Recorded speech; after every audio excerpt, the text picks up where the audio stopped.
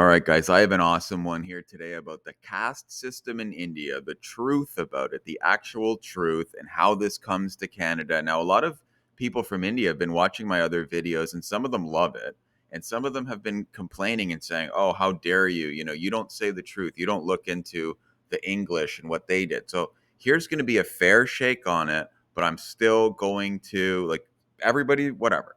Some people might like it, some might not, but you have to give this a fair shake. This is an incredible video. You have to see this. Let's start with a clip from this documentary. You'll love this. Watch. The caste system is a traditional form of stratification from Hinduism that classifies people into 4 different groups. The caste one is born into will determine his or her social status, job, diet, and behavior. This 3,000-year-old system still to this day has a significant impact on Indian society. The socio-historical origin of the caste system dates back to the year 1500 BC, when the Aryans from Central Asia invaded India, creating the system as a means to control the local Indian population. Throughout the years, the system was transformed by the ruling elites and became part of Hinduism, the largest religion in India. In the 19th century, during the colonial period, the British saw the caste system as a way to maintain social stability and used it to their advantage. The Brits separated the peoples from different castes and targeted those from the lowest castes. As explained by the writer Shashi Tharoor, caste had been much fuzzier, a much more fungible identity in the past. The whole notion of the system being imposed as the only way India was supposed to be was because the British looked at it in this way. So the Brits, in the entire process of trying to understand India, classified and codified things. It was a means for controlling India. After the British left in 1947, the Indian Constitution was written, and the caste system was formally abolished. But this social structure is still affecting Indians to this day. The religious explanation for the caste system is that each caste comes from a body part of the Hindu creator god, Brahma.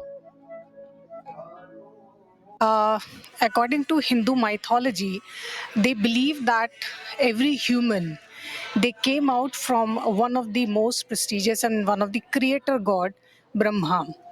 They believe that the human itself it's is divided into different kind of work. It's like your head. It's for thinking.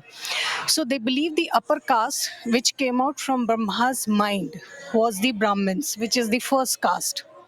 Second group of people they came from his shoulder. They were the Kshatriya. Kshatriya means those who can fight for you. So they believe from the stomach, Brahma's stomach, they came out with a third caste, that is the Vaishyas. These Vaishyas are the businessmen. Then they find out the legs. From legs, the fourth or the lower caste came out. That was the Shudras. Historically, there were Can you imagine teaching people this, though? Your kids, like, if you're an Indian in Canada, you're like, oh, we're a Brahmin. Look how cool that is. Honestly, this word's starting to make me feel sick to see it. If anybody thinks, oh, I'm special because of that, look at our last name. And even if you say, well, you're not supposed to, judge people on that, we're still one of these, so that's pretty cool. And, anybody under this, can you believe it? That's like the worst. I mean, just to even tell people which one you are, even if you're not supposed to do anything, is already nauseating and anti Canadian. I'm going to get back into more of this, but I hope some people are saying, hey, at least you've said, look, the British have apparently played a role in that. Now, I'm learning some of this along with it. I knew they were there. They did some bad things. I don't want to gloss over that. I'm open to the idea that maybe British people being over there made this far worse than it would have been.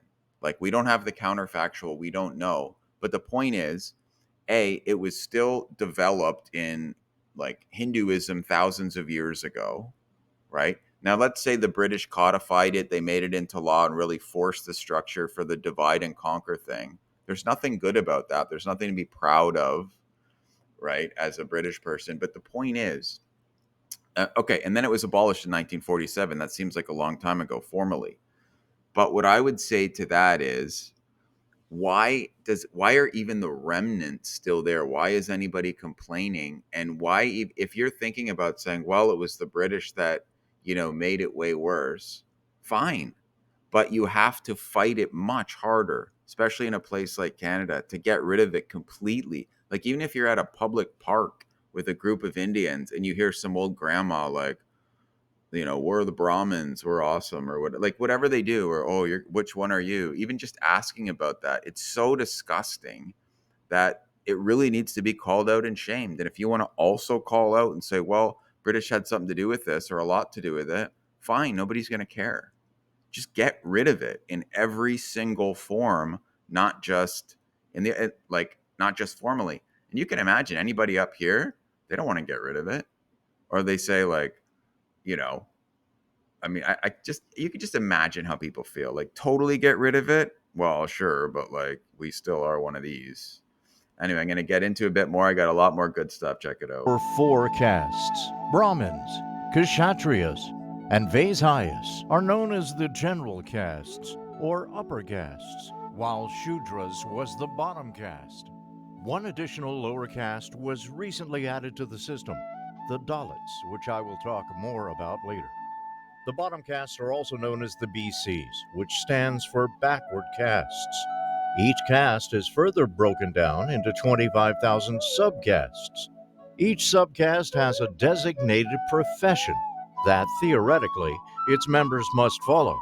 For example, Look at the rats running around. Unbelievable. Mali is a subcaste of the Shudras, and they are gardeners. It is important to know that caste determine jobs, but also social life. For instance, one is not allowed to marry or even have social interactions with someone from another caste, and people who do face discrimination. Today, the easiest way to know someone's caste is by looking at their last name. So if someone has the last name Mali, this means they are from the Mali caste. At first, people were assigned their caste according to their skill, and the next generation would inherit the caste from his or her parents. Initially, there was no social mobility, meaning that one would die in the same caste he or she was born into.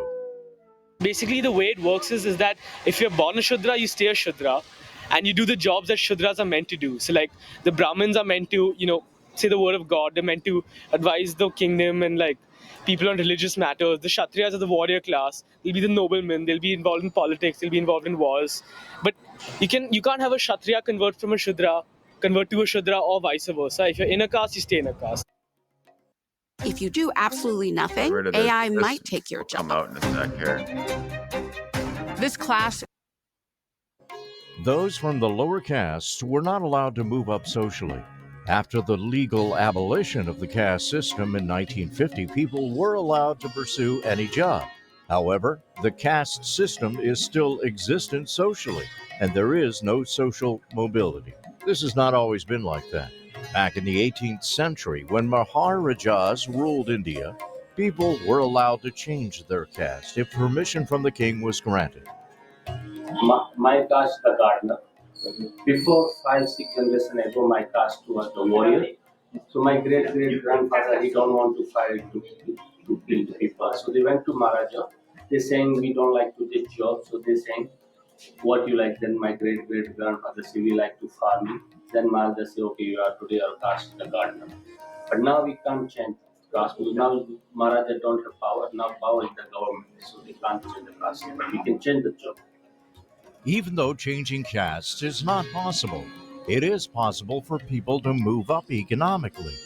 There are some rich people who come from backward castes, as there are poor people from general castes.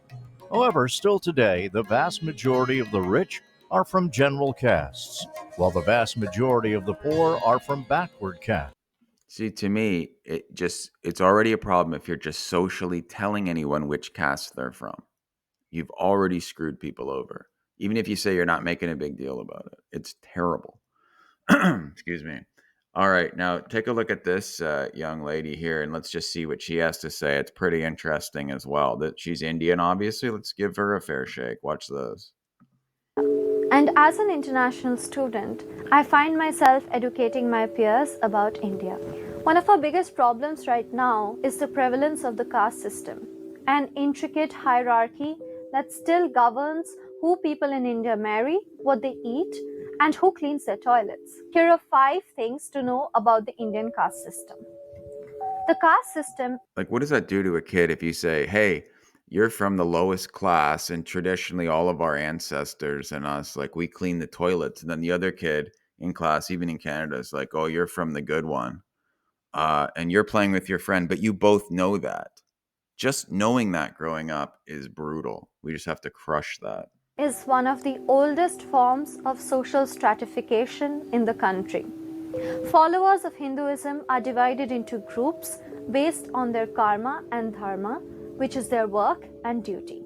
At the top of the caste system are the Brahmins. Historically, they were the most educated caste and were teachers and intellectuals I in already the looked at country that. right now with regards to job opportunities, with education, and fall outside the rubric of the Hindu caste hierarchy.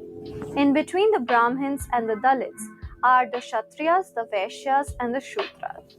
I'm making it easy for you because actually there are thousands of more subcastes. The Dalits are degraded into doing menial jobs like manual scavenging, Look at that. Imagine if someone said, hey, your last name is this, so this is what you're going to be doing. And then they don't even make it safe, right? Like, it's not like, you can imagine somebody doing this type of job, cleaning the sewers in the West, but like they're not going to be down in there with their bare hands and feet, right? Unbelievable. disposing dead animals, and cleaning sewers. They do dangerous jobs like working in tanneries, often without protective gear, which result in their death. Even though some argue that the caste system is no longer prevalent in India, recent news shows otherwise. There is still systemic oppression against the Dalit community, who continue to be denied their constitutional rights Look at and that be guy. employed in manual scavenging, one of the most dangerous jobs in the world. When the central government won the Lok Sabha elections of 2019 by an overwhelming majority, So I'm going to pause here. I'm going to put both those videos in the description. But I guess my overall point, and while I'm talking about this, we'll just, let's just see, where were we here? We'll just kind of zero in. Think about this poor guy down the sewer like that. Um, it's the culture. So I don't want to hear anybody say, um, oh, well, it's been away since 1947, and here's a bunch of counter examples. Again, if you're in Canada and you're telling anyone, hey, we're one of the good ones, they're one of the bad ones, but we'll try not to discriminate, it's already not even close to good enough. Not even close. Okay, if anybody's saying that. And I hope if it is, they're called out like publicly. Um, they're called out publicly, like shout at them. I mean, it's disgusting. We have to get rid of that attitude. Now, again, and if somebody says, oh, it's the British, we wouldn't have been like that. Okay, then you have time now to get rid of it. It does not belong in Canadian society in any way, shape, or form. Okay? Not in any way, shape, or form. So I'm done feeling sorry for anybody who's tiptoeing around it. So I hope people enjoyed that. I presented kind of another side here. I hope you appreciated that. But anyway, let me know in the comments what you think, and we will see you in the next one. Got a lot of good ones coming up. Share the video too. Comment, whole thing. All right, see ya.